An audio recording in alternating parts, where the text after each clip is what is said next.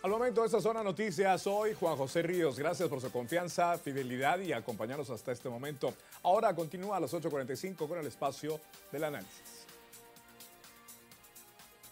Gracias, Juan José. Buenas noches. Bienvenidos al segmento de las entrevistas de las 8:45. Como todos los lunes, inicio de semana, me acompaña Carmina Valdizán. Carmina, buenas noches. Gusto en saludarla. Buenas noches, Mariano. ¿Cómo están? ¿Cómo inicia su semana? Todo muy bien aquí. Muy sonriente. Muy sonrientes, así es aquí en el canal siempre. Es por el 7 de diciembre. Pues no sé, usted dirá. No, usted. Bueno, hay que decirle a la audiencia que realmente previo a los programas, aquí producción y todo el equipo nos la pasamos muy bien, así que les damos la bienvenida. Dos temas tenemos para hoy por la noche. El primero, vamos a hablar del índice de la actividad industrial. Es un índice, un componente que ha sido desarrollado por CABI conjuntamente con la Cámara de Industria y que busca establecer el comportamiento de la actividad industrial en el país. Sobre el resultado presentado hoy vamos a hablar tanto con el director ejecutivo de la Cámara de Industria como con Paulo de León, quien es el directamente responsable del desarrollo del índice. En la segunda entrevista vamos a hablar de algo que la verdad se nos había quedado un poco ahí en el tintero, pero es necesario recuperarlo. Vamos a hablar de cambio climático, vamos a hablar de la vulnerabilidad de la región centroamericana de Guatemala, en particular después de todos los eventos naturales que sufrimos durante el presente año 2020. Así que quiero iniciar dándole la bienvenida para la primera entrevista a Paulo de León. Buenas noches, un gusto en saludarlo. Paulo, ¿nos escucha? Perfecto. Bien, Buenas noches. Gracias Paulo, buenas noches, bienvenidos. Pregunto si a producción si Javier Cepeda también ya se encuentra. Licenciado Cepeda, buenas noches, bienvenido. Muy buenas noches, Mariano, ¿cómo estamos? Saludarlos. Gracias. Iniciamos con Paulo de León. Hoy durante el día se presentó el índice de actividad industrial en el país con datos al mes de septiembre pasado. Por favor, ¿nos puede explicar los resultados obtenidos y por qué se dan estos resultados? Sí, bueno, buenas noches a todos. Un gusto estar aquí con ustedes, a saludar a Mariano y también a Carmina.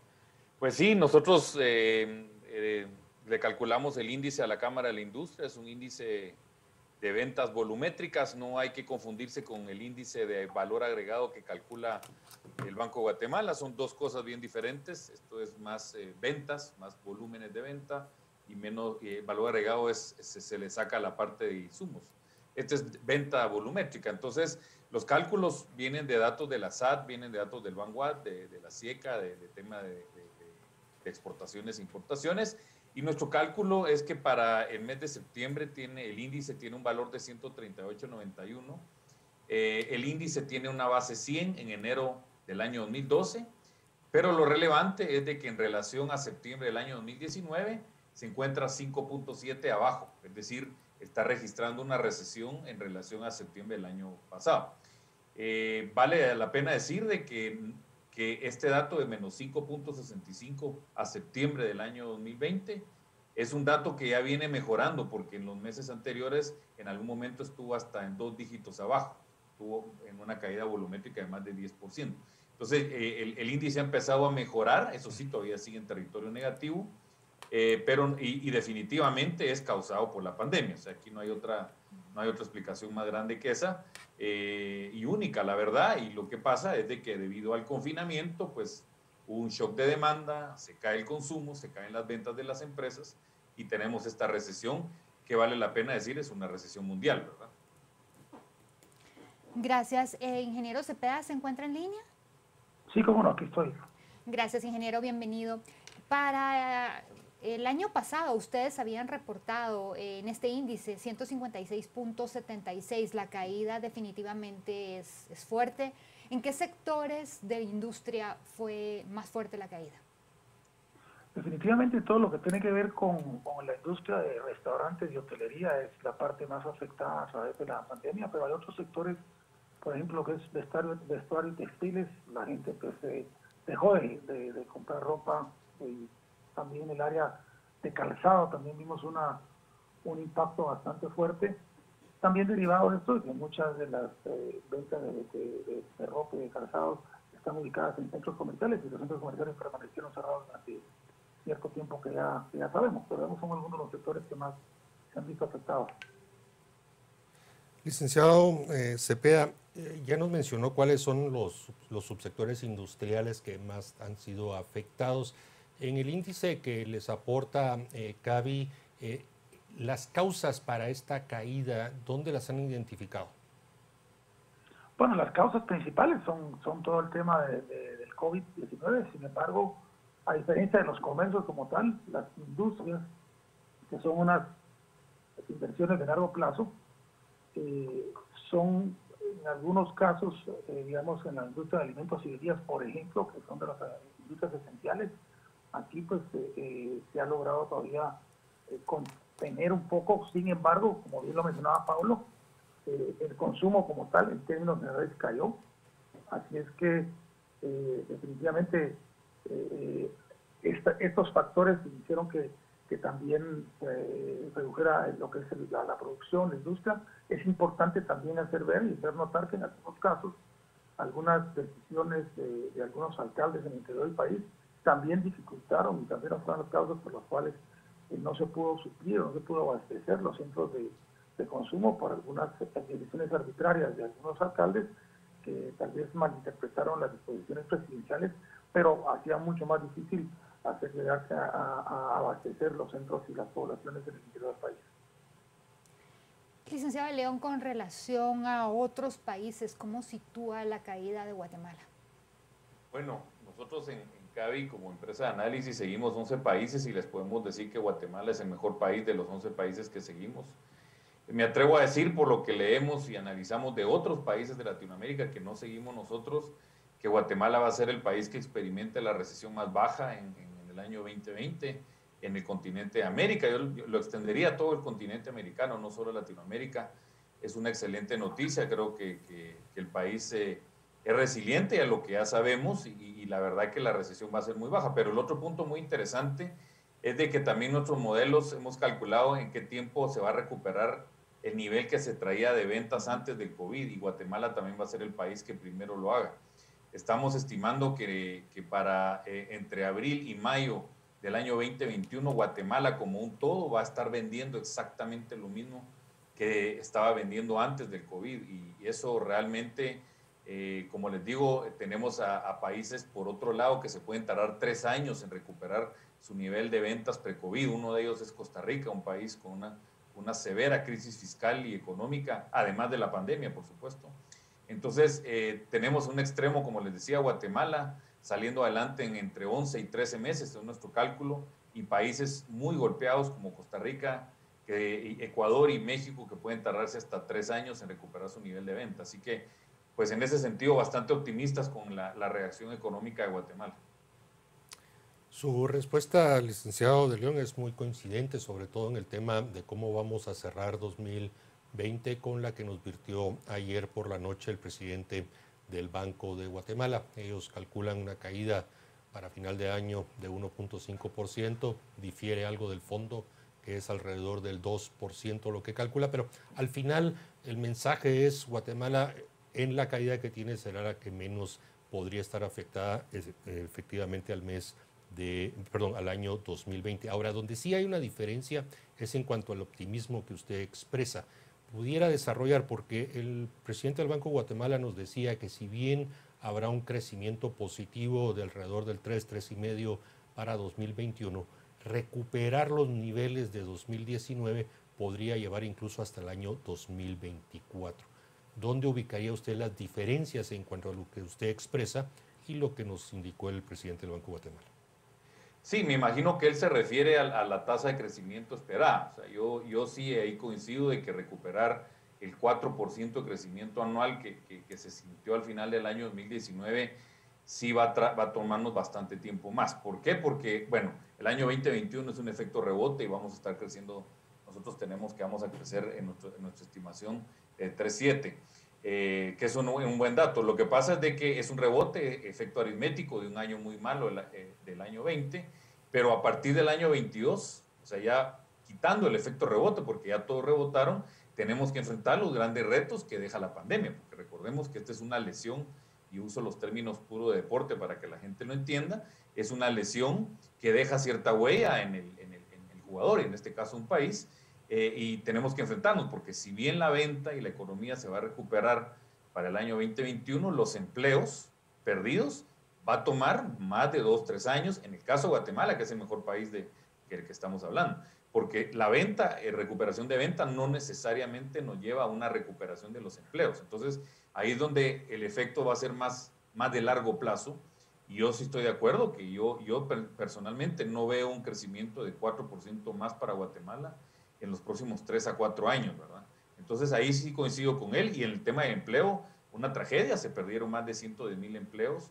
Y apenas creciendo 1.5 de caída. O sea, imagínense si hubiera sido una caída de 4 o menos 5 que está experimentando Costa Rica, El Salvador. Bueno, les cuento que Costa Rica tiene un desempleo de 26%. Allá miden cada mes el desempleo y se les disparó a 26. Entonces, los ticos regresar de 26 al 8 que tenían antes les va a tomar 5 o 6 años. Entonces, en tema de empleo, sí, Guatemala le va a tomar al menos 3 años recuperar los 110,000 empleos. Y una razón la dijo Javier, los sectores de servicios que son los más golpeados son intensivos en mano de obra. Ustedes saben, restaurante, hoteles, etcétera, etcétera. Y esos sectores muy golpeados de servicio no van a recuperarse en el año 2021, sino que les va a tomar más tiempo. Entonces, las condiciones de empleo y de recuperación de velocidad que traíamos antes, sí es otra respuesta. Definitivamente nos va a tomar más tiempo.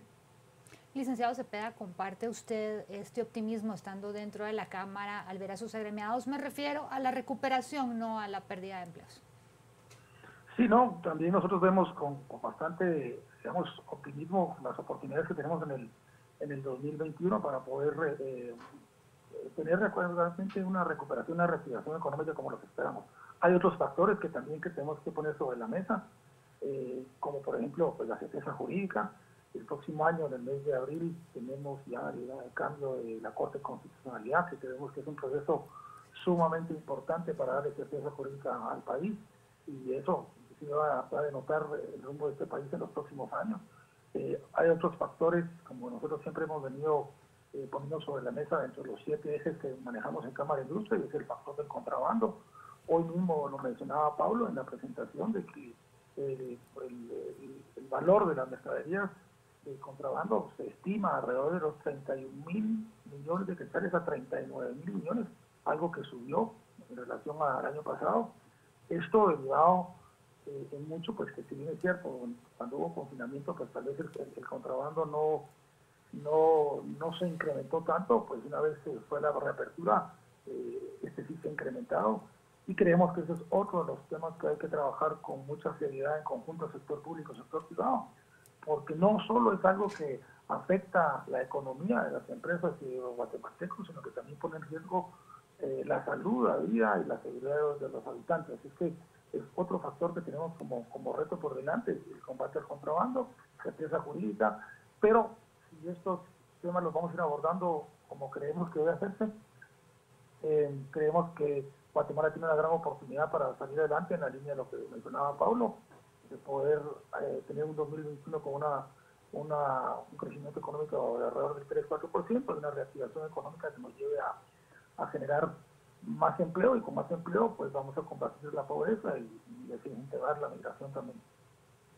Licenciado Cepeda, ya mencionó lo que debe de hacerse, incrementar o lograr fortalecer, o que haya certeza jurídica, que no pasa solo por la elección de magistrados en las Cortes. Habló también del tema contrabando, pero a veces suceden cosas y decisiones del organismo ejecutivo o de alguna otra entidad o organismo del Estado que afectan. ¿Qué a su criterio no debería de pasar en los próximos semanas, meses, como por ejemplo esos aumentos abusivos que a veces decretan algunos ministerios, que afectan directamente ese proceso de recuperación? ¿Qué otras cosas a su criterio no deberían de suceder? Hay procesos un poquito más complicados, por ejemplo, todos los pactos colectivos. Eso es algo que realmente hace mucho daño al Estado, al país como tal. estos pactos colectivos donde las plazas son heredables, donde no hay aumentos tan fuertes por decreto.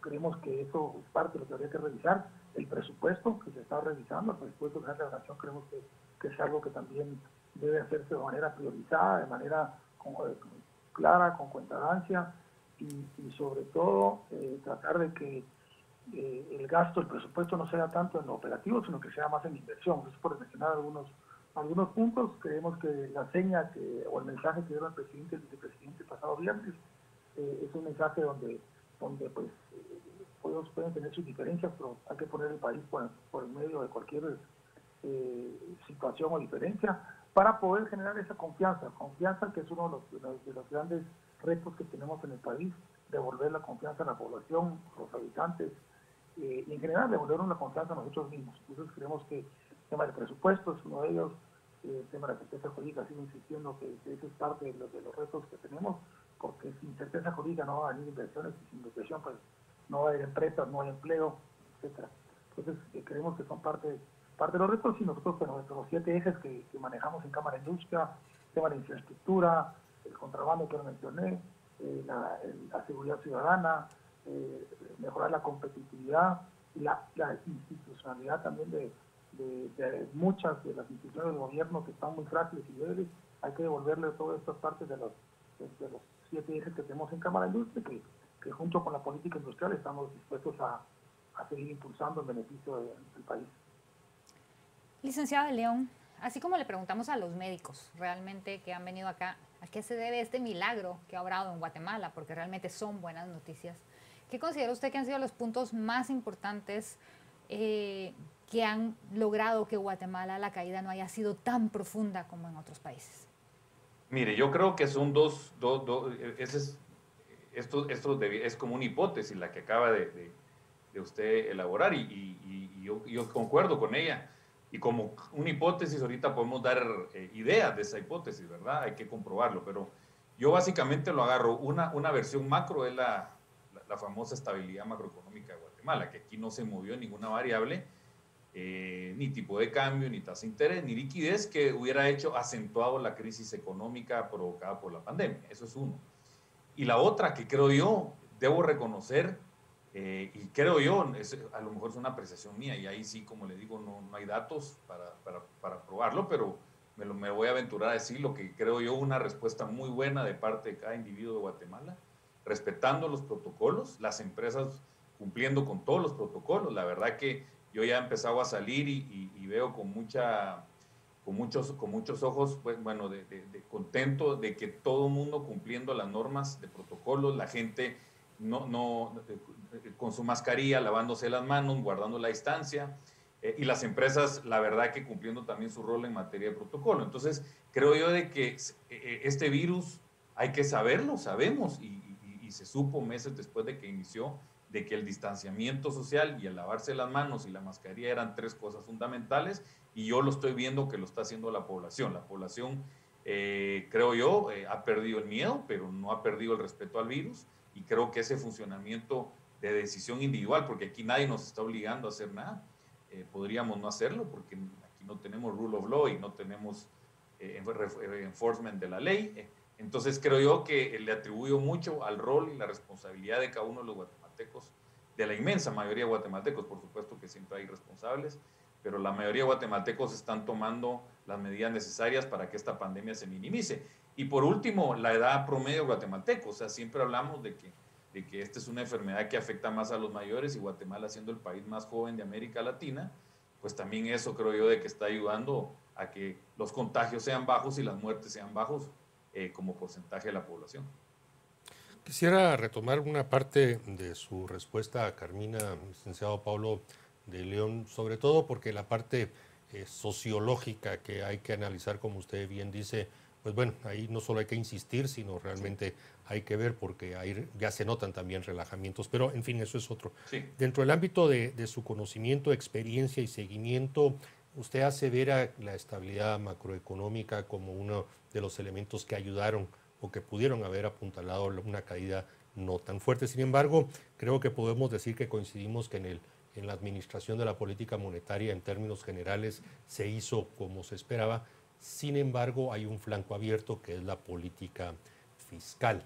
Y ahí sí me gustaría que nos diera su opinión, en particular, y regresando al tema que nos ocupa hoy, de los impactos que tendrá sobre los sectores industriales, que es el índice que hoy estamos analizando. Sí, definitivamente parte de los planteamientos técnicos en cuanto al presupuesto que se quiso aprobar, la preocupación existía desde el punto de vista técnico, repito. Creemos que Guatemala tiene estabilidad macroeconómica, pero no es garantizada para siempre, hay que cuidarla, esto es como la salud, ¿verdad? Hay que cuidar, o sea, que yo no tenga COVID no significa que pueda salir a la calle y hacer lo que quiera, no, hay que tomar precauciones. Y una de las precauciones que hay que tomar es mantener la regla fiscal. Una regla fiscal en torno a de que, ok, es entendible que haya habido un déficit fiscal en el año 20, se cayeron los impuestos, es lógico, es un año de recesión, entendemos que hay un déficit fiscal arriba de 4.5 del PIB. Lo que no entendemos es un déficit continuado arriba de 4% en los años siguientes. Y también creo yo, y es un punto de vista muy personal, me gustaría ya un plan de mediano y plazo por parte del Ministerio de Finanzas de cómo vamos a reducir el déficit fiscal en los siguientes 3 años y generar una expectativa de que vamos hacia una estabilización del déficit, o sea, una bajada del déficit fiscal a niveles más sostenibles. Tú lo sabemos, por debajo necesitamos un déficit fiscal que no sea mayor del 2%. Y si estamos ahorita desalineados en 4.7, necesitamos un camino estructural de regreso a ese 2%. Y sabemos que los ajustes fiscales no toman un año, toman por lo menos 2, 3, 4 años. Y entonces ese planteamiento deberíamos de estarlo viendo desde ya para generar confianza en la gente. Porque, como bien lo dice Javier, si la certeza jurídica, por ejemplo, el tema de las cortes y todo no ayudan, imagínense a eso, sumémosle una falta de certeza en materia fiscal o en materia económica, sería un combo muy malo para el país tener ambas faltas de certidumbre. Entonces, hoy los inversionistas ya saben que en Guatemala hay una estabilidad, pero si esa premisa se la mueven, la situación se puede desestabilizar de un momento a otro. Recordemos que un país puede caer desfavorecido de los inversionistas en materia macroeconómica rápido. O sea, lo hemos visto cómo se pierde la confianza en 2, 3 meses cuando hay una mala decisión de política económica. Eso lo hemos visto infinidad de veces en los economistas. Lo estamos viendo en Costa Rica, como el tipo de cambio del colón, que estaba en 550 en julio de este año, saltó a 620 ahorita en septiembre. O sea, una depreciación de 15, 16% en 2 meses. Así de rápido se pierde la confianza económica y por eso es necesario también tener un plan, a mi parecer, un plan de estabilización del déficit, irlo bajando, y cómo se va a hacer, qué recortes de gasto van a ser los que se van a hacer y cómo se va a ir estabilizando también, ¿verdad? Licenciado Cepeda, ha habido precisamente en el tema fiscal pues mucha incertidumbre, sobre todo a raíz del presupuesto que presentó el gobierno y las declaraciones que ha dado en repetidas oportunidades la SAT. ¿Cómo considerarían ustedes que muchas personas ven positivo una subida de impuestos cuando Guatemala está en una situación tan débil como se encuentra? Bueno, la verdad que no sé quiénes son muchas personas que estén de acuerdo con un incremento en las tasas impositivas en este momento. Guatemala está queriendo salir de una situación compleja, el mundo entero, pues, pero Guatemala particularmente, que es lo que nos referimos ahorita, y no vemos bajo ningún punto de vista viable alguna reforma fiscal que pretenda incrementar los impuestos. Creemos que todo lo contrario, es el momento en que hay que motivar a las empresas y hay que motivar al país para que salga de este momento. Tenemos que entrar a la reactivación económica y aquí también vale la pena mencionar, el Congreso juega un rol muy importante porque hay una serie de leyes que tienen que ser aprobadas por el Congreso, desde la reglamentación del convenio 175 de la OIT para generar empleo a tiempo parcial, y eso es algo que es fundamental para la reactivación económica. Se debe dar certeza también con la aprobación del convenio 179 de la OIT y también leyes como la ley de infraestructura, la ley de servicio civil, la ley de Estado de partidos políticos. Total, hay una serie de leyes que son importantes que el Congreso tome conciencia que hay que aprobar y que son parte de los incentivos para reactivar la economía, más allá de estar pensando en incrementos de impuestos. Licenciado Javier Cepeda, el peso relativo de la industria en Guatemala ha crecido en relación al PIB en los últimos años, pero en la parte de empleo pues no es necesariamente el sector que más emplea, pero es importante. De esos 110,000, alrededor de 110,000 empleos que se perdieron durante la época más dura del confinamiento y las medidas restrictivas a la movilidad, etcétera, ¿cómo podría o qué se debería de esperar para que esos sectores industriales de mayor generación de empleo puedan volver a recontratar? ¿Es solo el convenio o el desarrollo del 175 o qué más debería de recibir de apoyos complementarios para salir adelante? En tema de empleo No, me refiero. definitivamente el convenio 175 es uno de los grandes incentivos precisamente para generar y para recuperar esos más de 110,000 empleos que se perdieron. Recordemos que el convenio 75 de la OIT lo que le puede proveer a la gente es, digamos, a las amas de casa, oportunidad que trabajen mitad del tiempo y que se dediquen a la casa la otra mitad del tiempo, los jóvenes que estudian y trabajan, teniendo un empleo formal. Es que ese es precisamente parte de las características del sector industrial, pues también que parte de lo que nosotros generamos es mucho empleo formal. En la medida que la gente tenga empleo formal, va a tener acceso al seguro social, va a tener acceso a prestaciones. Entonces creemos que ese es uno de los puntos. También creemos que el desarrollo de las zonas económicas especiales es algo que puede generar también una descentralización de generación de empleo formal, particularmente en el interior del país. Y como por ejemplo la ley de infraestructura, en la medida que el país invierte en infraestructura también se genera empleo formal, que es también salpica o redunda en lo que es el interior del país. Entonces hay una serie de factores que todo esto pues también en el marco de las certezas jurídicas, insisto en ese tema, es lo que realmente nos vaya haciendo recuperar estos más de 110,000 empleos perdidos, más los que anualmente ingresan a la población económicamente activa, que son alrededor de 200,000, lo cual ya es una brecha bastante importante, y para concentrarnos también en descentralizar, no solo pensar en áreas urbanas, sino que pensar en cómo generar atracción de inversiones a manufacturas ligeras, por ejemplo, en el interior del país, para, por mencionar algo, en el área automotriz, para tener empresas que generen autopartes que podamos exportar a México con la gran cantidad y gran fuerza de mercado automotriz en México. En fin, hay una serie de oportunidades que tenemos que aprovechar y que esperemos que sepamos ordenar y enfocarnos para dejar a un lado las diferencias y las confrontaciones y enfocarnos en todos los aspectos positivos que tenemos como país. Gracias, licenciado León. Ya estamos prácticamente sobre el final. Pues nos gustaría escuchar sus conclusiones al respecto. Sí, yo creo que el país hay que aprovechar esa macroeconomía estable que tenemos, pero no es suficiente. Es una precondición para desarrollarse, pero no es suficiente. Para mí, yo complementando lo que decía Javier y la pregunta de Mariano, para mí es bien sencillo. El problema de Guatemala es un problema de falta de crecimiento. Y la falta de crecimiento tiene una razón única, que es nuestra baja tasa de inversión. Eso está plenamente documentado, identificado. O sea, somos estables, pero no somos un país que tiene los niveles de inversión mínimos necesarios para que el país crezca a un nivel más alto. La teoría del chorreo, que algunos le ponen ese nombre, pues algunos dicen que no funciona y tienen razón. No funciona cuando se está creciendo a 3,5, cuando la población crece a 2 aproximadamente. La teoría del chorreo va a funcionar muy bien cuando el país esté creciendo a 6%. Está plenamente identificado que cuando los países crecen arriba de 5,5, 6%, el quintil más bajo es el que más rápido crece su ingreso, la pobreza cae y además se generan unas condiciones espectaculares sociales. Entonces, realmente Guatemala está al debe en materia de inversión, que va a redundar en el aumento de la tasa de crecimiento. Es bien sencillo el problema, el diagnóstico, resolverlo, eso son otros 20 pesos, como decimos aquí en Guatemala.